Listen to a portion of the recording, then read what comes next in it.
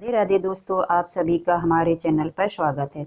आज मैं आप सभी को अक्षय नवमी या आंवला नवमी की कथा सुनाने वाली हूँ। कार्तिक मास की शुक्ल पक्ष नवमी को आंवला नवमी या अक्षय नवमी मनाते हैं। आज के दिन हमें आंवले के वृक्ष के नीचे पूजन हवन आदि करके उसके नीचे भोजन अवश्य करना चाहिए। ऐसा करने से भगवान श्री हरि बहुत ही प्रसन्न होते हैं। पूजा करने के बाद कथा अवश्य सुननी चाहिए। आइए कथा श्रवण करते हैं। एक समय की बात है, एक राजा था।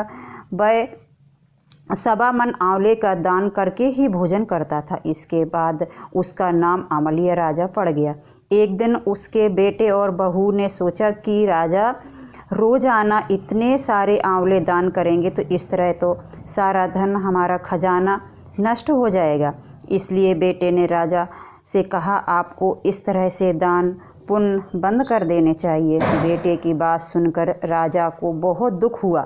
राजा और रानी उसी दिन राज्य छोड़कर बियाबान जंगल में जाकर बैठ गए और प्रण के मारे कुछ नहीं खाया पिया, क्योंकि उन्होंने उस दिन आंवला दान नहीं कर पाया। भूखे प्यासे उन्हें 7 दिन बीत गए। तब भगवान ने सोचा कि अगर मैंने इनका प्रण नहीं रखा तो इनका विश्वास चला जाएगा। इसीलिए भगवान ने जंगल में महल, राज और बाग बगीचे सब बना दिए और ढेरों आंवलों के वृक्ष लगा दिए। सुबह राजा और रानी उठे तो देखा कि उनके राज्य से भी दुगना राज्य बसा हुआ है। राजा रानी से कहने लगे, सत मत छोड़ो सूरमा, सत छोड़े पत जाए, सत की छोड़ी लक्ष्मी फिर मिलेगी आए।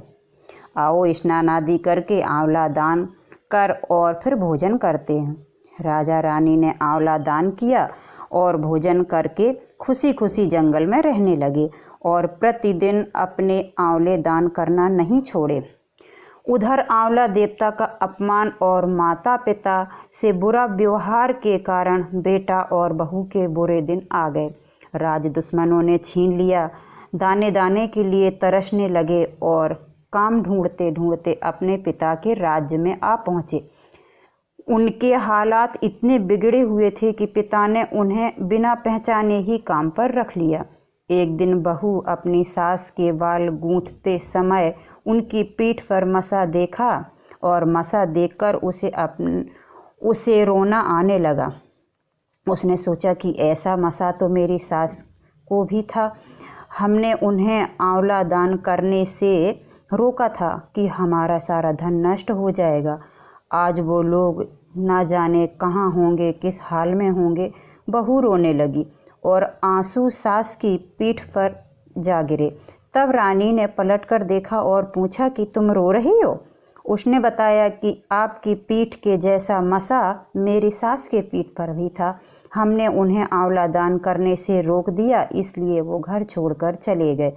तब रानी ने उन्हें पहचान लिया और उनका सारा हाल पूछा और अपना सारा वृत्तांत कह सुनाया। रानी ने उन्हें समझाया और कहा कि दान करने से धन नहीं घटता है बल्कि धन बढ़ता है। फिर बेटा और बहू भी दान करने लगे और सुखपूर्वक राजा रानी के साथ रहने लगे। हे आंवला देवता, हे विष्णु भगवान, जैसे सत आपने राजा और रानी का रखा वैसे ही सभी का रखना। जो भी कथा सुनते हैं व पढ़ते हैं सभी का कल्याण करना। हे प्रभु, सभी के सत्य की रक्षा करना। बोलिए श्री हरि नारायण भगवान की जय, आंवला भगवान की जय।